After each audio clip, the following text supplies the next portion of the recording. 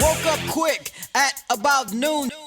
Hope you're having a magnificent day here so far. Welcome in to the June 25th, the Tuesday, June 25th edition of the podcast with Damian Barling. I am Damian Barlinger. Check that. You know how we should do this? Actually, let's hit the intro one more time. Woke up quick at about noon. Welcome into the podcast with Damian Barling, presented by Vibe Health Bar, Sacramento's premier superfood cafe with locations in East Sacramento, Oak Park, and Folsom. Vibe Health Bar is where busy people go to achieve vibrant health. For more info, stalk us at Vibe Health Bar, and thank you so much to my friends over at Vibe Health Bar for making this vision that we had a reality. I told you when we started this, we were going to get some people's attention. We were going to get noticed. And Vibe Health Bar, they've been on board really since this podcast started. But I was so nervous about how this would go. It was, let me have some numbers to present to you. Let me show you what we're working with and figure out what we can do here. And man, you guys were so supportive that first week. When I shared the numbers with Sean and the rest of those guys over there, they signed up immediately to be the presenting sponsor here for the podcast. So to everyone at Vibe Health Bar, thank you so much. And to everyone who downloads this podcast and tells people about it and shares it on social media platforms and rates it and reviews it, we're really building something special here, man. So thank you so much to each and every single one of you for that. Really happy to have Vibe Health Bar on board. And I can tell you this, they're not going to be the last ones. Not only is Vibe Health Bar not going to be the last endorser we have, they're not going to be the last one we announce this week. Stick around for that. I wish I could be as excited about the NBA awards as I am about Vibe Health Bar. We'll start there. See, this is what I did yesterday because I figured most of you would either forget that it was on, ignore that it was on, or just go on living a very happy life knowing that that's not taking place on TNT 10 weeks after the regular season ends. So I watched it for you. Granted, I forgot. it was on, and I was goofing around on Twitter, and I saw a post from my buddy Marshall Harris over on CBS, and was like, oh, I should be watching this. Thank you, Marshall. Flipped over. Yikes. It was all bad. Shaq was bad. Shaq's a funny dude. I get it. Not in that setting. Like, that wasn't funny. The Shaq impersonator was funny for a second, but then that segment went on for like 10 minutes, and then it wasn't funny anymore. Obviously, I love the speeches. I thought Robin Roberts' speech was extraordinary. It was incredibly moving. Giannis Antetokounmpo winning the MVP was the right call, despite the fact, dude, how freaking petty are the Houston Rockets? The Rockets put out a series of tweets immediately following Giannis Antetokounmpo winning the MVP and saying congratulations to the new MVP, but we respectfully disagree, and came up with bullet points as to why James Harden should have been the MVP. Is there a more hateable organization than them? Like, I hate the Knicks, but I don't really hate the Knicks. I hate James Dolan. I think he's a jackass. I know some people hate the Golden State Warriors. The Golden State Warriors organization, granted, there's been a lot of conversation about their medical staff recently, but they are a beautifully run organization from the inside. Stuff that maybe only media people see. Stuff that maybe only fans, like season ticket holders and stuff like it. They are just run beautifully. But the Rockets, they're so, everything they do is hateable. Shut up. What are you talking about? Y'all are really trying to the Golden State Warriors lose in the NBA Finals and take out an ad to congratulate the Toronto Raptors. James Harden loses the MVP, and the Houston Rockets go on a tweeting spree about how they were wrong, and James Harden is the rightful MVP. Just like the 2017-18 Houston Rockets are the rightful NBA champions. So since you guys are unveiling fictitious banners now, since you're telling the NBA that they single-handedly, their poor officiating influenced the winner of the 2018 NBA Finals, why don't you go ahead, along with that fake banner and those fake rings that you're handing out, why don't you just create a fake MVP award and give it to James Harden? Problem solved. You're good. Just keep it moving. And shout out to Hassan Minhaj, who just out of nowhere took a shot at James Harden yesterday, that might have been the highlight. Hassan Minhaj was probably the highlight of the show last night. Other than the moving speeches, of course, from Robin Roberts and Giannis Antetokounmpo and all that. They were running long, too. Even Magic and Larry. Larry got more charisma than Magic does. Larry was up there telling jokes, being funny. Talking about Rick Carlisle told him to stay out of coaching forever, all of that stuff. Like, I thought Larry Bird was fantastic. Magic was flustered. I think Magic was worried about being booed or something. Like, he was shook. But I also think that they were running really, really long at that point, and somebody was probably standing just off camera view telling Magic to shut the hell up and get out of the way because we got to give the MVP award out because it's like 11:30 Eastern time here at this point. And, you know, the whole sports universe centers around the folks on the East Coast. I don't know if you guys are aware of that. It's true. The MVP, the most improved player, the defensive player of the year, and the rookie of the year, they were all born outside of the United States. That's just a fun little fact there. Most improved player, Pascal Siakam. Oh, what a fantastic season he had. I knew a lot of Kings fans, obviously all Kings fans, were rooting for De'Aaron Fox to win that award. But De'Aaron Fox was almost certainly just kind of the third guy in there because you had to have third guys. Not that he didn't, deserve the recognition. He had a fantastic season. But what Siakam did both offensively and defensively was pretty incredible. Like, he made a points per game jump of 9.7. He held opponents to less than 40% shooting. He made a massive impact on both sides of the floor. And we saw that. We saw that in the NBA Finals. So a really incredible run by him. No surprise that Luka Doncic wins the Rookie of the Year award. He, again, 25-5. That was his season. He is the fifth rookie to average 25 and 5. The other ones who have done it, Oscar Robertson, Michael Jordan, LeBron James, and Tyreek Evans did it back in the 2009-2010 season. All four of those guys, in addition to Luka Doncic now, have all won the Rookie of the Year. Rudy Gobert, 10th player to win multiple Defensive Player of the Year awards, and he is the 9th to do it in consecutive seasons. I thought Giannis Antetokounmpo was going to win that award, so when Rudy Gobert won it, that kind of tipped their hand to me that Giannis Antetokounmpo was the MVP. And again, this is my favorite part about the MVP conversation every year. We think it's really close. We did this with Russell Westbrook and James Harden. There were people who actually believed James Harden should be the MVP that year. There were people who were just hell-bent on saying James Harden is the MVP, and they would scream. That's how my love for Russell Westbrook started. It became a thing of like, well, it's either Team Russ or Team James. Well, it's like, I'm Team Russ, like 100%. And I've rode that train ever since then. But there were people, James Harden, he's had a tremendous year. Yeah, this dude over here is doing something that hasn't been done in 50 years. And it's only been done by one other person. So stop. Like, he's the MVP. No, James Harden, he's the best player on the best team and blah, blah, blah, blah, blah. Okay, all right, cool. And then you get the voting back and you realize it wasn't close. Same thing all year. Giannis Antetokounmpo, James Harden. Giannis Antetokounmpo and James Harden. With all due respect to Paul George, he was the third guy. He was invited because 3 is a nice number to have. 3 candidates. You want to talk about 3 guys. Nobody thought Paul George was going to win the MVP. As good of a season as he had, nobody thought they were going to win the MVP. James Harden goes on this scoring spree of scoring 30-plus for however many straight games, and he's carrying the Rockets on his shoulders with Clint Capella gone and Chris Paul gone, and the team was all the way down at the bottom of the Western Conference, and they fought and they clawed their way back up, all because of James Harden. He was scoring 50 and 60s.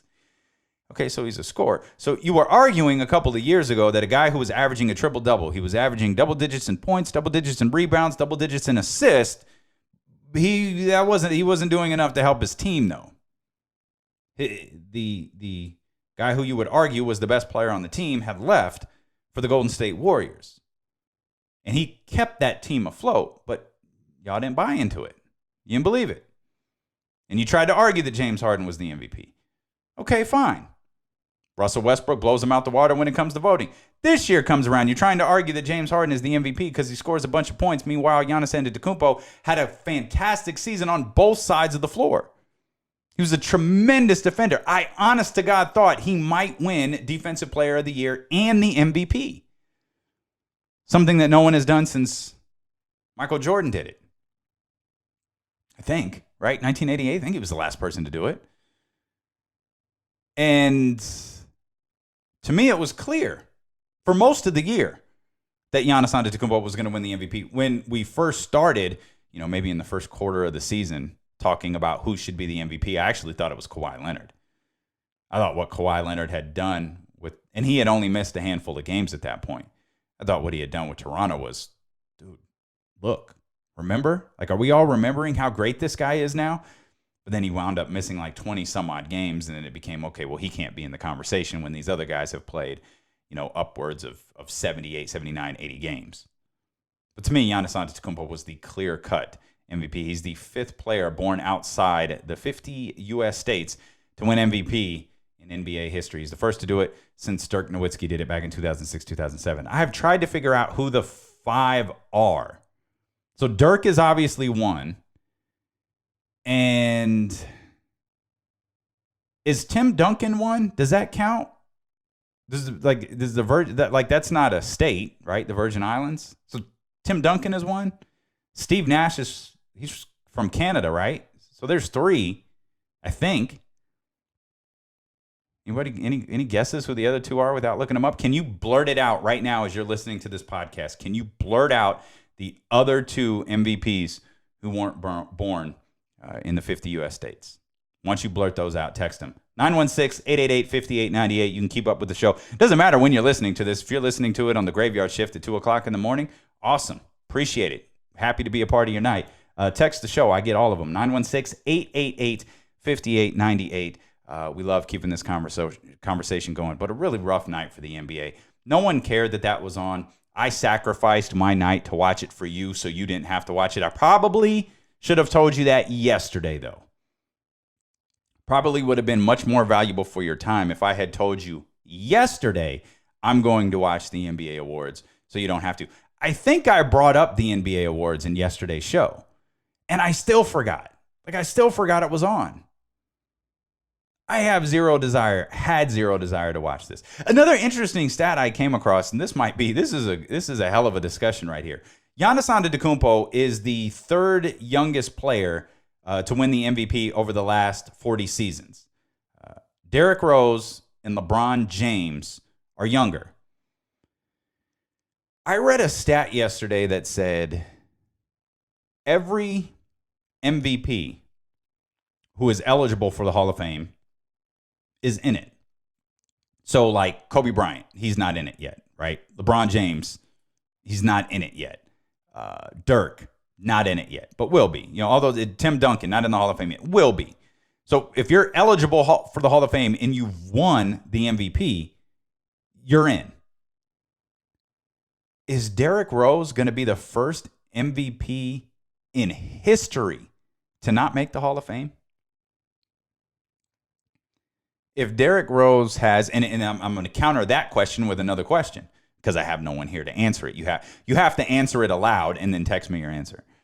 But if Derrick Rose has a couple of more seasons, because there was another category last night, highlight of the year or most moving moment of the year or something like that, and it went to Derrick Rose's 50-point game where he was super emotional after that. A lot of players went to social media and talked about him. And this is going to tie in nicely to a conversation we're going to have with Carron Phillips coming up here in just a little bit. If you're not familiar with Carron, he's joined me on a couple of episodes of Be Conscious. He writes for the Shadow League, used to write for the New York Daily News.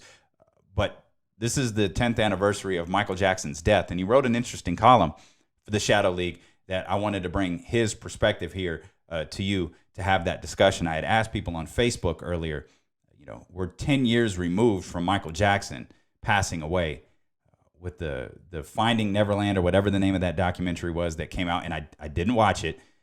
But with that coming out this year and kind of the cancel culture that is going on in social media, how do we feel collectively, how do you feel about Michael Jackson? And my feelings have always been the same. We'll get into that in just a little bit. But I tie Derrick Rose into that because Derrick Rose, there were a lot of people who had a difficult time celebrating that 50-point game, and I completely understand it. There were a lot of people who didn't buy into that emotion of Derrick Rose following that 50-point game, and there were a lot of people that didn't understand the outpouring of support from players around the league for Derrick Rose in that situation. Because I was looking at it from this perspective of you have an athlete who has just been decimated by injuries. You had an athlete who won the MVP very, very early in his career. He won the Rookie of the Year. A couple of years later, he wins the MVP award. His team is tracking to be the NBA champions that season. Now, of course, that's hyperbole at its finest, but that was a hell of a Chicago Bulls team, and I've always thought in a fictitious scenario that Chicago Bulls team would have defeated the Miami Heat to get to the NBA Finals. Would they have defeated the Dallas Mavericks that year? I don't know. But Derrick Rose was tracking to be something special until he got injured. And I think that is where the outpouring of support, particularly from professional athletes, came. And then that's where you've got to separate, because this is something that that a lot of people have difficulties in doing. Can you separate? And judging by the responses we got on Facebook, a lot of people don't have this issue.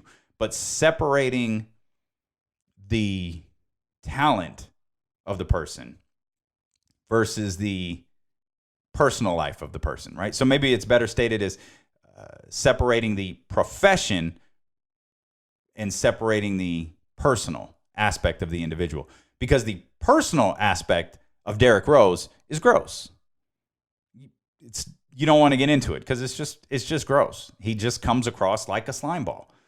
The things that he was saying when he was on trial, and if I remember correctly, he was innocent in that trial, and you just got to take that for whatever it is. And I remember the 50-point game, and I remember going on the lowdown the day after saying, okay, we got to talk about something here, but we're talking about the basketball player, not talking about the individual, not talking about his life when he steps off the court, but we're talking about Derrick Rose and what he was able to accomplish last night as a professional basketball player, and the reason he had that outpouring of emotion, and a reason that you saw Derrick Rose trending just amongst NBA circles that night. But it's difficult. It's difficult to do that. I don't know how you discuss Derrick Rose, because if you eliminate, if we can separate ourselves here and just leave all of the off-court stuff with Derrick Rose completely off the court and talk only about his professional basketball career. He had two tremendous seasons. Really, the first 3 years of his career were incredible. And then he got hurt. They changed rules. They changed collective bargaining rules because of Derrick Rose and the success that he got within his rookie contract. They rewrote the CBA because of him. Hell, that alone might be Hall of Fame worthy. But he had a really good year last year. But we compare Derrick Rose now to the first 3 years of Derrick Rose. And I wonder if Derrick Rose has 2-3 more seasons like he had last year. Not like he had the first 3 years of his career, but like he had last year. Good, solid production, a guy you could rely on as a player, a guy who didn't disappear at any point last year, a guy who wasn't... remember, there was that weird story where Derrick Rose was, missing. He was missing for 24 hours? At least the team, the organization, didn't acknowledge that they knew where he was. This was the Knicks. This is when Phil Jackson threw, Jeff Hornacek out there and made him address the media after a game, made him address the media about where Derrick Rose was. This dude was coaching the game. He had no idea what was going on. People looking for Derrick Rose.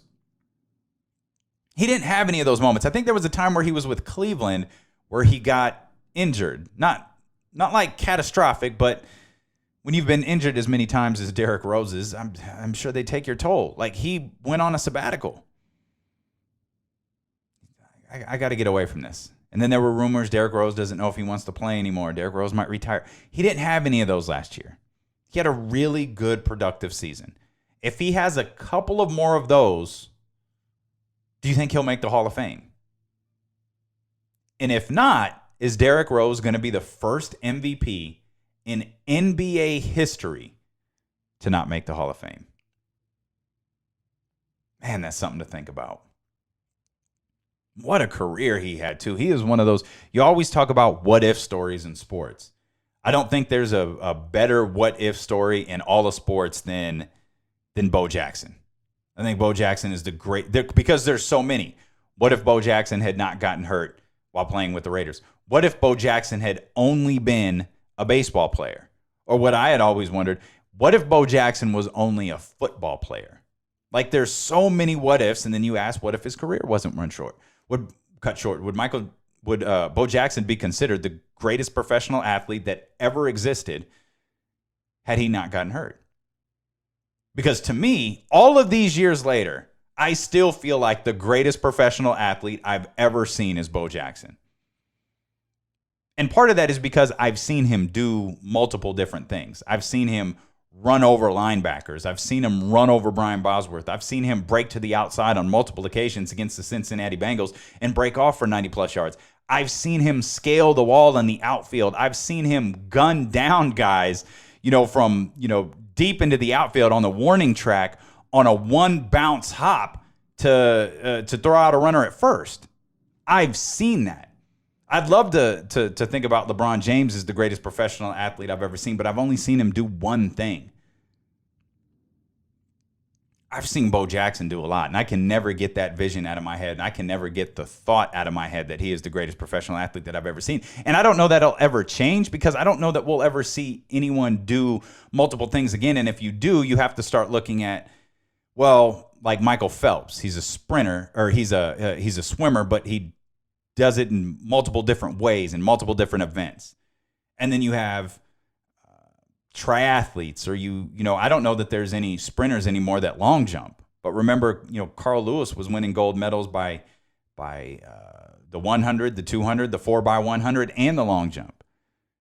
I think you can make an argument that he's the greatest professional athlete that's ever lived. But I don't think anybody did as many. Like, imagine Bo Jackson now in the social media world. Imagine Bo Jackson in the era of House of Highlights and Instagram and Twitter.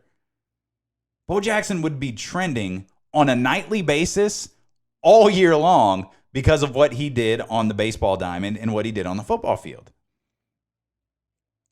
I mean, imagine shows like First Take and Get Up and Pardon the Interruption and all of those debate shows.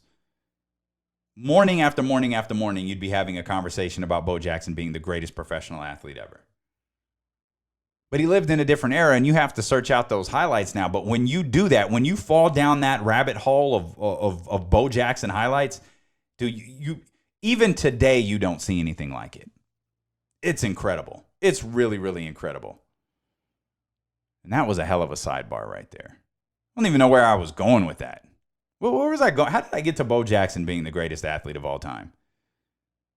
Anybody? I guess I could stop recording, go back and listen to it and try to figure out what the hell my point was, or I could just keep it moving. I got pictures of Bo Jackson here. Whenever I do the video stream here, you'll see how big of a Bo Jackson fan I am. There was a trade yesterday in the NBA, though it can't be official yet. The Portland Trailblazers traded Evan Turner to the Atlanta Hawks for Kent Bazemore. I completely forgot that Evan Turner was the number 2 overall pick. He was part of the process. He was part of the Sam Hinkie process. I forgot all about that. But he's on the move. He's headed to Atlanta. I don't know. I don't know. I don't know what any of that means. By the way, is Vince Carter still on the Hawks? Did he pick a team to play for in his final season? Because he only had a 1-year deal with the Hawks, right? Who's he going to play for? Is it like, should he go back to Toronto or Brooklyn or something like that? I mean, I vote for Sacramento, but it doesn't make the most logical sense. I wonder what Vince Carter is looking for in his final year, because he's going to get a hell of a goodbye, man. That dude is absolutely loved. Vince Carter is universally loved across the league. I've never heard anyone say anything bad about Vince Carter. He is going to get an extraordinary goodbye. Make sure you connect with the show, 916-888-5898. If you'd like to text me and attempt to tell me what the hell my point was in talking about Bo Jackson being the greatest professional athlete of all time, that would be fantastic. If you want to connect on social media, you could do that as well at Twitter and at Instagram. Both of those are Damian Barling. You could search Damian Barling on Facebook as well. Like that page. We have conversations that go on Facebook all day long. So connect with me there. And thank you to everybody who has rated and reviewed the show. And most of all, thank you to everyone who has subscribed, downloaded, streamed, and listened to the show, whether you're on Spotify, because I get this question a lot. Is it more beneficial to listen on Apple Podcast or Google Play or Spotify? Honestly, I'm still learning the podcast game, but I don't think it matters. As long as you're listening, that's all that matters. Those downloads come in, and I'm able to show those to people like Vibe Health Bar and some of the other advertisers that we might have coming in here over the next couple of days, weeks, months. I'm able to show them that, and it's been a tremendous response so far, and that is all because of you. So I really, really do appreciate that. The only thing that matters in terms of ratings is over there on Apple Podcasts. So just hit the 5-star review. It takes less time to rank the podcast on Apple Podcasts than it does on Uber or Lyft or any of those apps. So just hit the 5 stars. If you have an extra 60 seconds or 90 seconds and you want to write a review, that's awesome. I love the Office-themed reviews that have been rolling in lately. We got another good one last night. I think, if I remember correctly, I'm trying to pull it up here real quick. I thought it was between an A and an A+, but I completely forgot there was an A++. It's a great reference to The Office there, and I've been racking my brain trying to figure out what episode that was from. I remember the line. I remember Michael Scott saying it. I just can't remember what the context of it was or what episode that was in, but a great reference right there. You know what story has gone underreported? And given the fact that I'm in the media and I had a show on a radio station for a long time, and now I have a podcast, and this is the first time I've discussed it, I'm probably just as culpable as anybody else, is this story about the Sacramento Kings executive that siphoned off $13.4 million. This feels like it should be a massive story, and it's not. And I don't know why that is. This is incredible. The guy was sentenced yesterday, Jeffrey David, for anybody who cares. He was sentenced yesterday to 7 years in jail, and God bless the judge who didn't buy his stupid-ass white privilege response that he gave when asked. They asked him over and over again, why did you do this? Like, you were making roughly $30,000 a month. You've got tremendous bonuses coming in. You were living a very comfortable life. Why did you start embezzling? His response was, and this isn't a quote, I'm summarizing here. He took this money that he got from, like, sponsors, right? He forged signatures from officials at the Sacramento Kings, at the Golden One Credit Union, and at Kaiser Permanente. And he convinced sponsors to make early payments on deals that he had already negotiated with them. So this money really wasn't going to hit the books, as they say, for a number of years. He had just convinced them, for whatever reason, to pay on it early so they wouldn't have to pay as much later. Okay, interesting. But he took all of that money and bought a beachfront property. His argument was he invested, that was his term, he invested in the beachfront property. He was going to flip it, and he was going to keep the profit to help, quote, his kids' college funds. And then he was going to return the principal to the Sacramento Kings. And he thought, because these payments weren't due for a few years, that he had time to invest the money, flip the house, flip the property, take his earnings, put them into his kids' college fund, and just return the Kings' money back to the Kings when the time was right, when that money became due from the sponsors. Okay. Holy crap. Imagine making $30,000 a month going, this isn't enough. I'm genuinely curious how much money he was making per year, because it's said, according to the article, he was making roughly $30,000 a month, but that doesn't include the bonuses that he was getting. But it wasn't enough. Now, I understand, $30,000, what is that? Maybe $340,000 a year, roughly, without the bonuses. I understand there's a pretty big difference between $340,000 or so and $13 million. But man, the balls to take money from organizations like the Golden One Center, the Kings, and Kaiser Permanente and just think that they're not going to notice. I am so amazed at how this story, I remember bringing it up once, maybe when he went to trial, but it felt like, I'm based in Sacramento. We're in Sacramento. I felt like this story was just completely buried. And I'm fascinated by it. Like, this is extraordinary. A high-ranking Kings official managed to get $13.4 million from the organization and its sponsors. Amazing. Absolutely amazing. Kyrie Irving has been the focal point of a number of free agency discussions coming up here on Sunday. Jackie McMullen was on a podcast with Brian Windhurst. She said he doesn't believe that he's going to the Los Angeles Lakers and stated that no one believes he's staying with the Boston Celtics. So it feels like this just comes down to Brooklyn.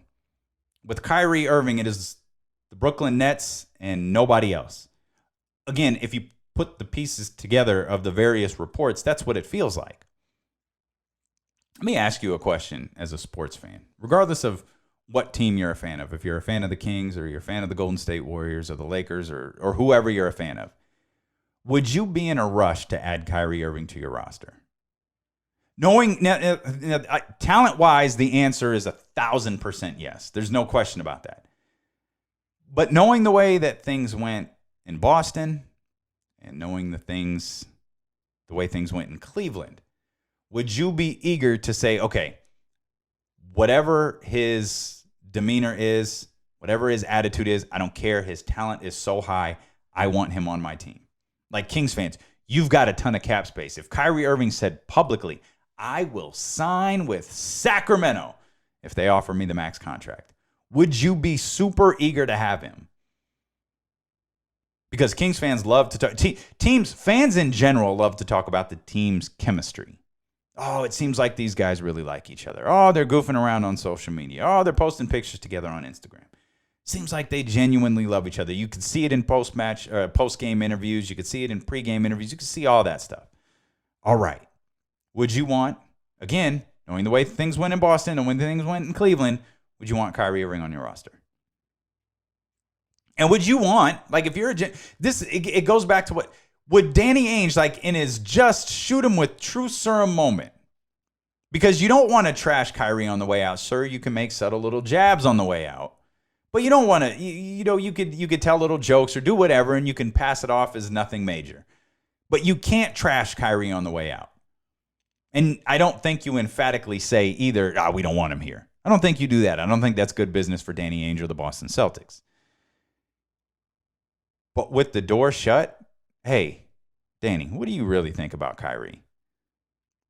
I honestly feel like his response would be, dude, get this dude out of here. I'm good. He is toxic. He's a malcontent. Like, nothing makes this dude happy, and he drags his teammates down with him. I don't know that any of that's true. But I feel like if you injected some true serum into Danny Ainge, he would give you a response similar to that. I mean, think about Cleveland. He hit the biggest shot in Cleveland basketball history, and he still wasn't happy. He went to get me out of here. The belief was, and I don't know that Kyrie ever said this.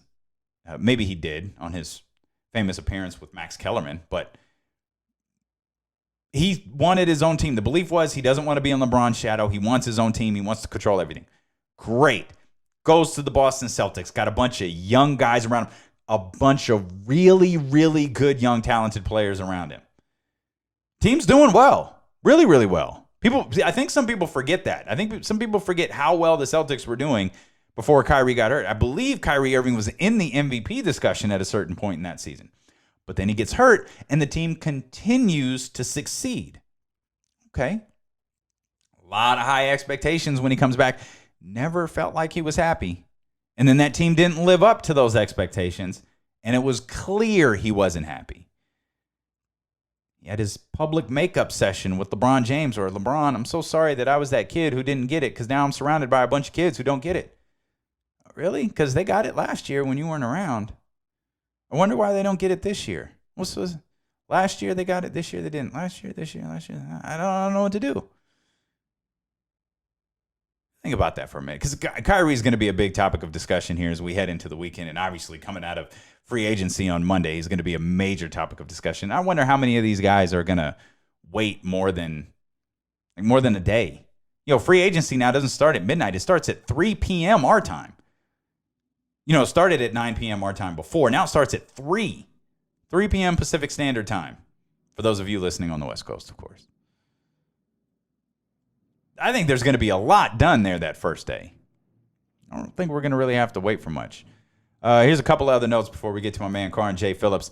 27 straight home runs, 27 straight games with a home run for the New York Yankees. Aaron Hicks hit a go-ahead 3-run homer in the 5th inning. Again, 27 straight games. That ties the all-time record with the Texas Rangers in 2002. They also hit 27. 24 home runs were hit yesterday. We're going to table this discussion. As I mentioned, the conversation on Facebook goes on all day long. I asked yesterday, why are so many home runs being hit? We'll get to some of your responses, and you can think about some of that now for those of you who are not on Facebook. The United States women's national team extended their unbeaten streak yesterday to 14 games. It's the longest in Women's World Cup history. Megan Rapinoe's 76th minute winner was the second latest in United States Women's Cup World history. They're also the 6th team to score 20-plus goals in a single World Cup as well. They haven't trailed, by the way. The women's national team has not trailed since July 6th, 2011, when they lost to Sweden in the group stage 2-1. They're going to take on France in the quarterfinals, and that is going to be nuts. I cannot wait to watch that on Friday. The USA versus France in Paris. I'm pumped to see that. I'm super excited for that. Now let's bring in my man Carron J. Phillips here. Let me run down a couple of things here for you, because this is how this conversation got started. Every day we try to do on this date. And we told you at this point in the year, things are slowing down for us. So I can tell you that on this date, 1997, Tim Duncan was drafted. I can also tell you that on this date, things started to work out really, really well for the San Antonio Spurs.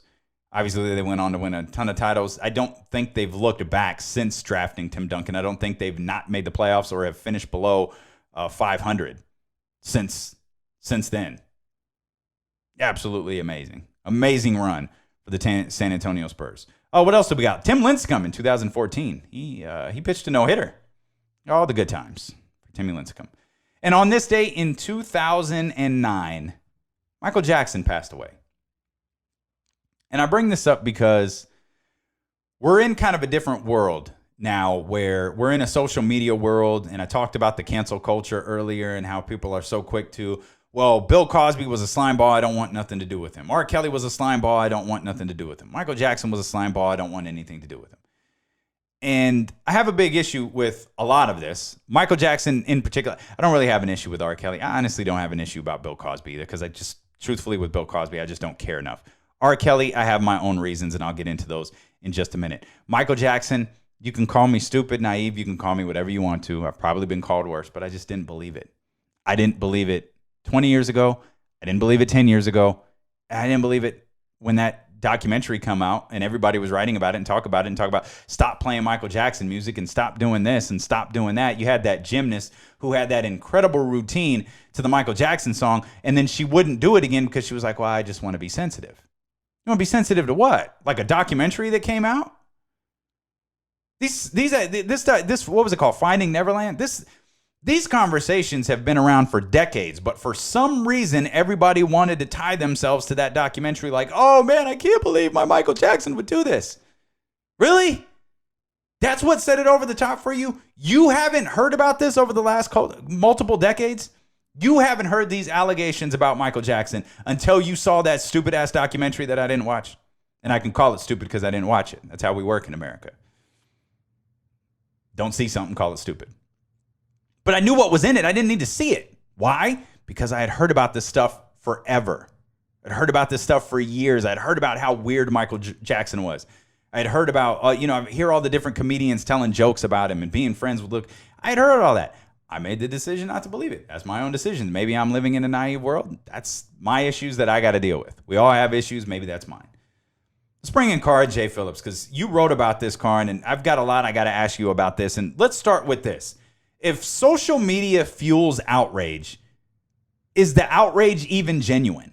Well, that may be like the best question anyone's asked in the last 2 or 3 years, because there are examples when you look at the Me Too movement, when you look at social activism.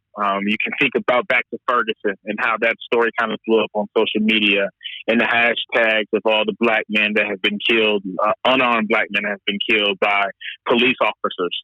That's social media outrage. So yes, there is some validity to people tweeting about it, hashtagging about it, and recording stuff on their phones and uploading it to Twitter and Facebook and Instagram and whatever, Snapchat or whatever the kids are using these days. But at the same time, there's also some negative to it at some point, to where Twitter is a funny place. Sometimes a lot of these conversations do some good. Sometimes there's just a lot of bots and crazy people just ranting and raving, and they take away from the conversation. But one of the things I like to do as a columnist is, even though social media is a tool, I like to use it as a place to start the conversation. Now, it's not always the best place to have these deeper conversations. They need context, like this Michael Jackson situation. Because if you are in a certain age, then none of this means anything to you. You just probably feel blindsided by this documentary and all this information that's coming out. If you're my age or older, or your age, Damien, then you remember the 90s and how crazy and weird Michael was. And so this all kind of makes sense, and you have things that you either forgot or didn't want to remember or didn't want to admit. So social media outrage, it can be good in some aspects, and other times it can really dilute and take away from the conversation and the issues that we really need to discuss, and take a minute to think about and really give some time to and explain. Can be ruined at times, to be honest. See, Carron, see, that's the type of thing that frustrates me, though, because we knew, whatever you think, regardless of what you think about Michael Jackson's guilt or innocence, we knew this story existed. These stories have been around forever. And you talked about the cancel culture in your latest article for the Shadow League, and it's that other thing where I feel like people are so desperate to be a part of something. At some point, it doesn't even matter what it is. It's like you talk about a girl going up, and I think you had a DJ. You were talking to a DJ in the article, and he played a Michael Jackson song, and someone came up and yelled at him about that. And it's like people are trying to prove how woke they are by canceling celebrities. Bill Cosby might have caught everybody off guard. Nothing in that, and I didn't watch. Just full disclosure, I didn't watch that HBO documentary. I don't need to. I've heard the rumors. I've never fed into them. I've never bought it. I've never believed it. I'm out that. I'm not going to jump into this culture because everybody's all about it all of a sudden. But I could go back to 10 years ago. Michael Jackson died 10 years ago today, Carron, and everybody mourned and cried and talked about, everybody on the planet was Michael Jackson's biggest fan. And you forgot, for whatever reason, that some of y'all had made Michael Jackson a punchline for the last 10 years of his life. But now suddenly he was dead, and you wanted to be a part of it. You wanted to be a part of that mourning process. Well, to me, this is the same thing. You want to be a part of this outrage. And I don't even think this outrage is real, because if it was, it should have been around 10 years ago. And it should have been around 10 years before that. And it never was. You said a lot there, and you made a lot of good points and a lot of things that I would respond to. It's always funny. The first thing I would touch on is when people die or when people retire, because I was talking to a friend the other day, and to give a sports analogy, and someone asked me why did I write this, and I said because of Kobe Bryant's retirement taught me a very valuable lesson. You remember when Kobe retired and he announced his last season, and Kobe just turned into this nice guy and this elder statesman of the league. He was an ultimate babyface. Everybody was fawning over Kobe. And the entire season, I was just did anybody just forget about the rape case in Denver, Colorado? And then the only person I remember who kept it real, I'll never forget, I forgot what show it was on ESPN, was Ramona Shelburne came on, and she was like, look, I've been a beat writer for years. Myself and the other beat writers, we're not buying this Kobe act. He was a jerk to us as journalists for years. And now all of a sudden he's being nice, he's being chummy. He's trying to make everyone love him, and everyone's falling for it. And she was like, we're not buying it because we remember how he did us for years. Mm-hmm. And I was like, and no one's brought up the rape case. I'm not saying that Kobe Bryant hasn't evolved, matured, and gotten better as a human being. But if we're going to talk about the legacy of Kobe Bryant when he retired in his career, this was a huge part of it that everybody kind of like forgot and ignored, telling the story of Kobe Bryant's career. And look, if you're going to tell somebody's career, you have to tell the good, the bad, the ugly, the downs, and the ups. And so when we were thinking about what we're going to do for Black Music Month this month. And it was like, 10 years of Michael Jackson. How are we going to talk about Michael Jackson? And, we were on the call, and I was like, hey, the Kobe Bryant thing popped in my head. And I was like, are we just not going to discuss this documentary? Because, there were allegations and trials for years about this type of stuff. Right. Michael Jackson, when he was alive, was dealing with this stuff for years. And I was like, look, if we're going to talk about Michael Jackson, we have to talk about the full picture of Michael Jackson. That's why people I talked to, I went to veterans, Naima Cochran, who is a longtime music exec and music sermon on Twitter, knows all about this stuff, and a DJ. I wanted to speak to someone, like you said, that's the anecdote in my story. The DJ was playing R. Kelly, but still, I wanted to talk to someone a Black DJ who usually playing, or doing shows or venues or whatever for a Black audience. And there are just two artists, especially from the 90s, R. Kelly and Michael Jackson, who had these huge catalogs with just songs we love to dance to, Off the Wall, Step in the Name of Love, things of that matter. And I wanted to be like, hey, your job is to make the crowd dance. These guys have two huge catalogs. They've been at the heart of these big discussions. Do you play them? Do you don't play them? Are you scared? Or do you just say screw it and you just hit play on the turntable? So I wanted to get that perspective. Look, I'm not saying cancel somebody. I'm not saying don't cancel someone. I'm saying this is the conversation we need to have. And like you said, with social media, sometimes these conversations are having correctly, and then sometimes people are just going off the rails with them. So I'll give you my R. Kelly take here, because I did cancel R. Kelly, but I did it for a different reason. I was in radio when Ignition came out. Like I was on the FM side of radio. I was on the music playing side of radio. And I remember when Ignition came out, my program director was like, we're not touching it. Like we just can't do this. This dude is foul. He's disgusting. We all know it. Everybody knew it. We can't do anything with it. But then Ignition became a massive hit, and it got to the point where it was like, okay, we're a radio. Okay, we have to play it. So this is what we're going to do. We're going to play it, but don't say the name of the song. Don't say who sings it. Just completely ignore it. Play the record and shut the hell up and keep it moving. Okay, fine. So we started playing Ignition. And then whatever the hit was that came after Ignition, it was like, well, crap.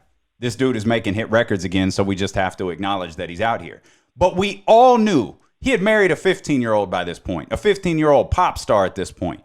We all knew what he was, and we all chose to ignore it because he was making good records. And it was finally to the point where, and this was long before any documentary came out, I can't mess with this dude. As much as Honey Love is my jam, but I can't mess with this dude. And then the Surviving R. Kelly thing came out, and then everybody's outraged all over again.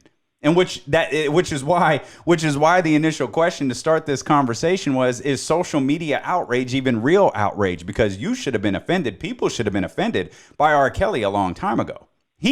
Y'all beloved Aaliyah. He married her at 15. But we just brushed it aside like, oh man, this dude weird. He got money. He weird. That's the thing about social media that I think people it's this new thing, right? Like we kind of really don't know what to do with it. And I think a lot of it is generational, and I just don't think people have realized that. Like if you're mid-30s and up, social media started with like Black Planet, and that's all you know. And that's like when I was in high school, right? Getting ready to go to college. Cool. But now you have think about, all right, I graduated high school in 2002. I'm 35. I'm a certain age, people older than me, and I was in that first generation of real social media, Black Planet. But our generation is still kind of this, we're private. We keep things to ourselves. We have these conversations behind closed doors. This generation behind me, that where all they know is social media, where all they know is to film, record, document, have private conversations in public where nothing is secret, where everything is exposed, good, bad, things that should and shouldn't. This is where this outrage comes into play because it's generational. Myself and people like you are looking at these younger kids like really? Like, you're mad about this? How didn't you know this? But they didn't know, but also, which is also a thing I have an issue with them, is like, you should know because your generation has the most technology at your fingertips. You could have just Googled R. Kelly or Michael Jackson and found out tons of information, but it's like you need it fed to you all the time versus this generation that's just like, oh, if it happened before I was born, it doesn't matter. It's brand new to me. And they just like everything's a public discussion with them. And I think those ideologies are at play here, especially when you talk about this outrage and stuff like this. Like, we could transfer this to the Me Too era, right? Like, there's a lot of people our age or older who like, oh, we knew about that guy. He was a creep, or we knew about that, but nothing came out. But then all of a sudden, we see this new medium in social media and how these conversations are taking place in public. And it's like, hey, maybe if I can just hashtag and tweet about this, and then boom, out of nowhere, this whole movement starts because of social media. And you can look at it and be like, hey, some good came from that. But then you can also point to things and it's like a lot of bad came from it too. And I just look at social media as a necessary evil. Sometimes you need it, and then sometimes it's just like things get out of hand and things get out of character. Like this cancel culture. Like that is a deep, really, really deep conversation and slippery slope. It doesn't give people time to mature and evolve. It's like, oh, one person did something wrong, cancel them forever. And it was like, well, sometimes some people should be canceled forever. Others, hey, let's give them a little time and see what they're going. Like the classic number one case I have right now is Lena Waithe. Like, I am so stuck in the middle of Lena Waithe because she said some things in the past couple of months that just has me banging my head against the wall. And I'm like, what are you doing, sis? What are you saying? You're better than this. And then she'll drop a trailer for like her new movie at the BET Awards, or we'll see a clip for some brand new shows that she has coming out. And it's like, she's amazing. She's awesome. She's telling Black stories. She's telling Black stories we've never seen before. She's putting Black people on, actors in front of the camera, people behind the camera that's never had a chance. She is doing what she's supposed to do. She is a juggernaut in this industry. She's awesome. But then she'll come out and you have the situation with the Shy. Or then she'll say what she said about Denzel and Will Smith. And you'll look at her like, wait, what? Did you just say that? Yeah. And like, there's someone on the internet right now, like, canceling away. And I'm like, no. Because maybe in 2 years, she'll be like, I was tripping 2 years ago. Forgive me, y'all. I become a better person. But for the person that said cancel her, you didn't give that person a chance to learn, bump, fall on their head, be human, and get better. See, that's where this gets, that's where this all gets cloudy, because you talk about movements and they canceling, like, no one's going to jump on board for that. Like, you search that, a handful of people will tweet about it, but they want to be a part of something. They want to start something. And that's where, again, this all gets cloudy, because the Me Too movement, a lot of good came out of that. And a lot of good came out of it in the sense that you had victims speaking up for the very first time, because they felt like with this rush of conversation that maybe they could now, for the first time in their lives, discuss this openly. There's the good about it. Right, exactly. Be heard. Exactly. But then you look at the cancel R. Kelly movement, and you're like, unless you have like new victims coming forward that are all just exclusively assigned to R. Kelly, like, now y'all want to jump off his music. The sum of this is you want to jump off his music because he treats women like crap, or he's essentially a pedophile, right? He's with a bunch of young girls. There is a video of this man peeing on a 15-year-old. Like, let's not sugarcoat what this is. Like, there is video evidence of this. So that I don't know the good that comes out of that movement, other than you just rid yourselves of R. Kelly. Like, I hate lumping these multiple movements into each other. Yeah, and I was trying to stay away from it as well. And I think the thing that, looking back, I wish I would have mentioned this. And, we kind of did with some of the voices I used in the piece, is that this only happens, this whole conversation where I mentioned this kind of, can you separate the person, the artist, the musician, the athlete from, what they create. Like, I thought about this with Floyd Mayweather, right? And then you could do this with R. Kelly. You could do this with Bill Cosby. You could do this with Michael Jackson. Some people can compartmentalize and do it. Some people can't. Like, I'm a walking example of it. I'm a black man who writes about race and social issues and politics and sexism and racism and all this stuff, right? And at the same time, I'm a New England Patriots fan and I love Tom Brady. Makes no sense, right? I get it. I can do it, even though it still irks me and bothers me.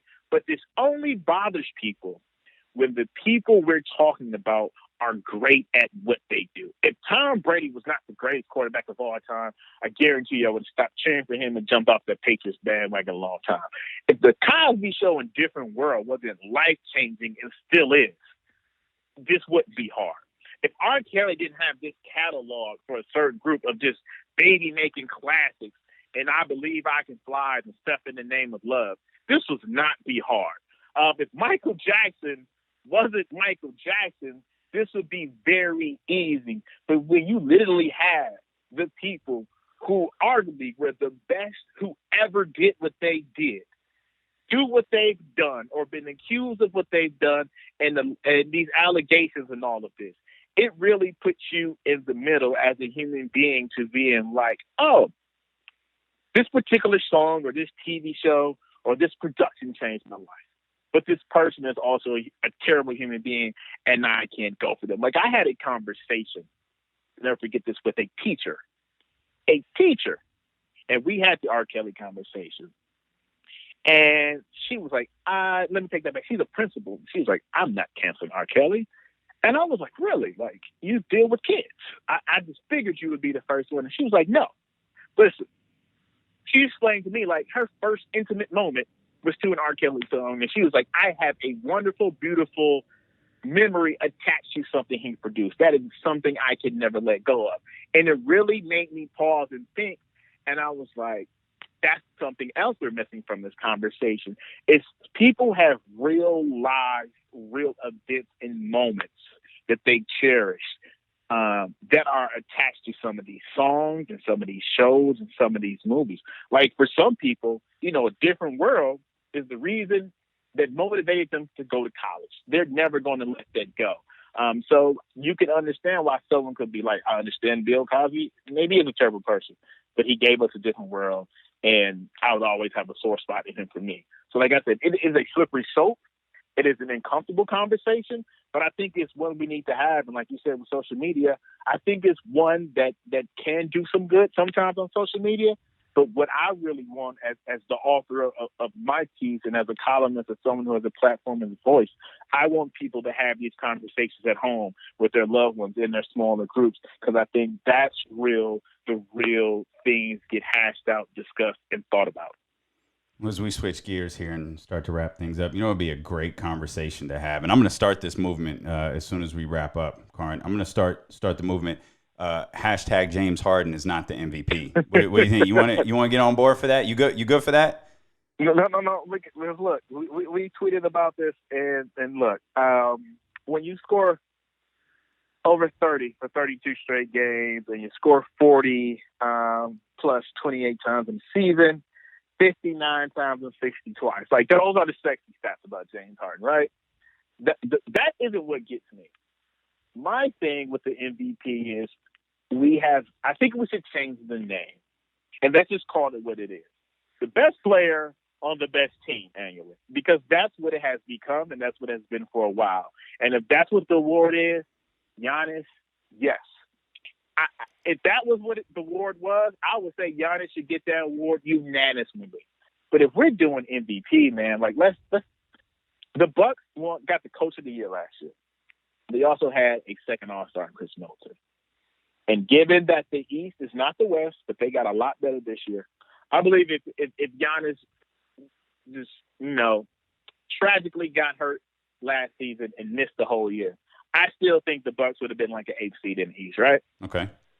We take into effect what happened with the Rockets. And no matter how the Rockets choked it away, if we pay attention to what happened in the Western Conference playoff this past year, the Rockets was still the greatest threat to the Golden State Warriors until Kawhi Leonard and Fred VanVleet showed up.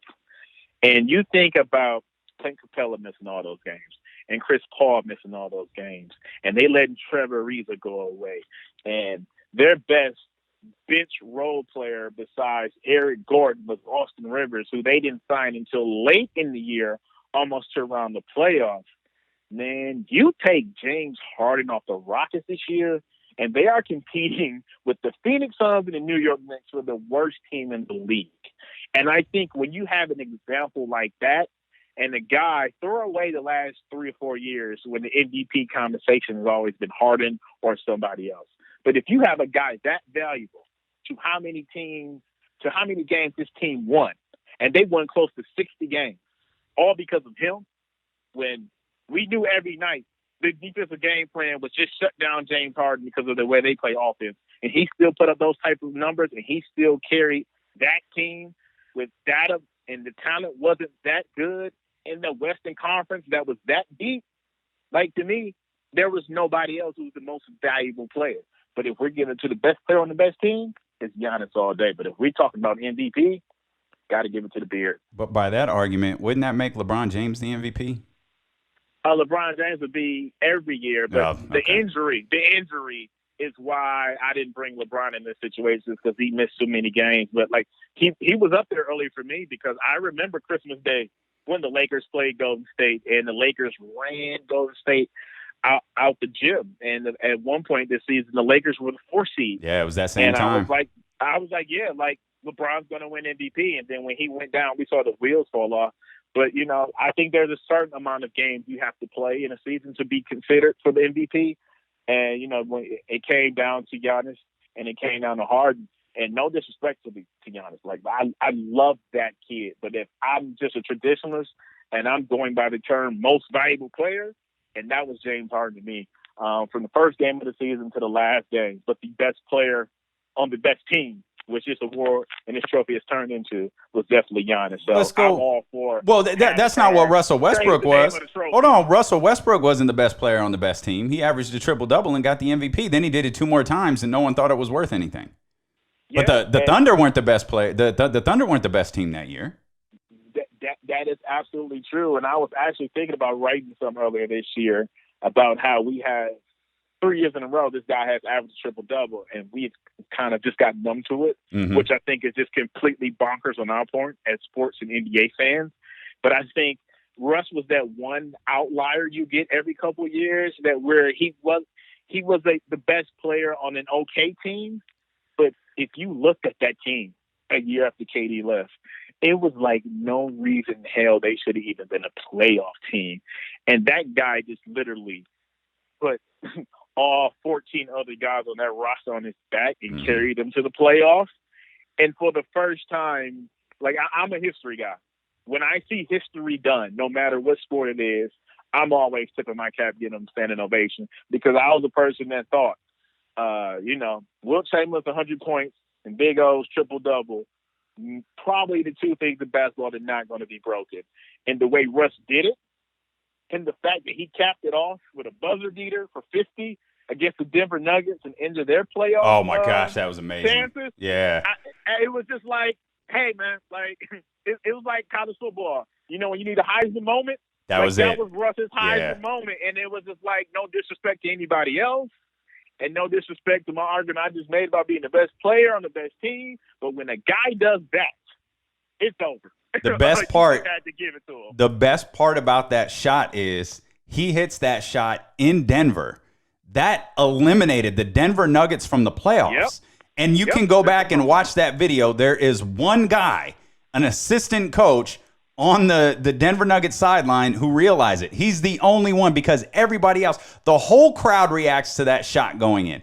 The Nuggets kind of like roll their eyes, and you can see one assistant coach who realizes we just got eliminated from the playoffs, and the entire crowd is cheering. He eliminated them from the playoffs, and punched their ticket to the playoffs. That was 50. Yeah. It was deep. Yep. And that gave him the triple-double record. It was just like too many awesome things happened at one moment. And it was like 12. I think he scored 12 of the Thunder's last 12 points. They were losing that game. Yeah. And he scored the final 12 points for the Oklahoma City Thunder. Like that game, that fourth quarter, that moment was just the epitome of MVP. And that's just why you just had to give it to him that season. We're going to go full circle here, and I'm going to let you go. I'm going to give you James Harden's number here real quick. 36.1 points, 7.5 assists, 6.6 rebounds, 42% shooting. Shot 1,028 threes. Finished second in the MVP race. That's James Harden. Here's some numbers for you. 35.4 points per game, just shy of 2 steals, 5.3 rebounds per game, 45% shooting. Shot 518 threes. Finished fifth. Had the 60 points. I think he had 4 straight 50-point games. Had a 60-point game in 3 quarters. Kobe Bean Bryant in 2005. Right after the allegations came out. Exactly. I figured that might have been Kobe because I was like, who else shucked it that much in the last 10, 15 years? Nobody else. I appreciate you as always, my brother, man. Thank you so much for joining me. Thanks for having me, man, as always. Carron J. Phillips, make sure you follow him over there on the Shadow League, man. He's a tremendous writer, always one of my favorite guests. He was one of my favorite guests on Be Conscious. He's a huge Duke fan, so he's following everything that the Sacramento Kings do very, very closely. He was a huge fan, is a huge fan of both Harry Giles and Marvin Bagley, and would send angry text all of last year when Marvin Bagley was not starting in game. So make sure you go give him a follow on Twitter. Make sure you check out his amazing work over there at the Shadow League. So again, thanks to Carron J. Phillips for joining us here. Let's wrap up with some of your comments and questions here. You could text all day long on the 24/7 text line, 916-888-5898. Again, that is 916-888-5898. No matter what time you are listening to this show, you can shoot us a message. You're going to get a response. Of course, you can follow along on all of the social media platforms as well. This one comes in from Jay. This is just a great line because it's a throwback to something from the Lowdown, which is why I love it. But Jay texted in yesterday after we were talking about Cam Newton he offered $1,500 to a guy in a seat to get some extra leg room on a coach flight back to the United States from Paris. Jay said, why didn't Cam just take the Titanic? It stops in France and he has all the space he wants, minus, floating doors with women on them. That's a great callback to Cam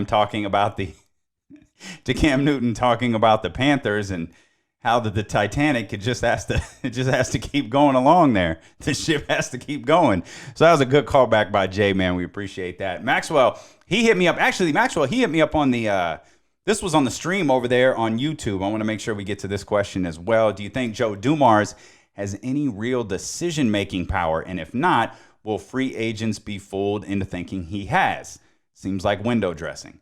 I think that's a fair question. I mean, his title is special advisor to the general manager. To tie in our office theme here. I don't know that the idea is to fool people into believing.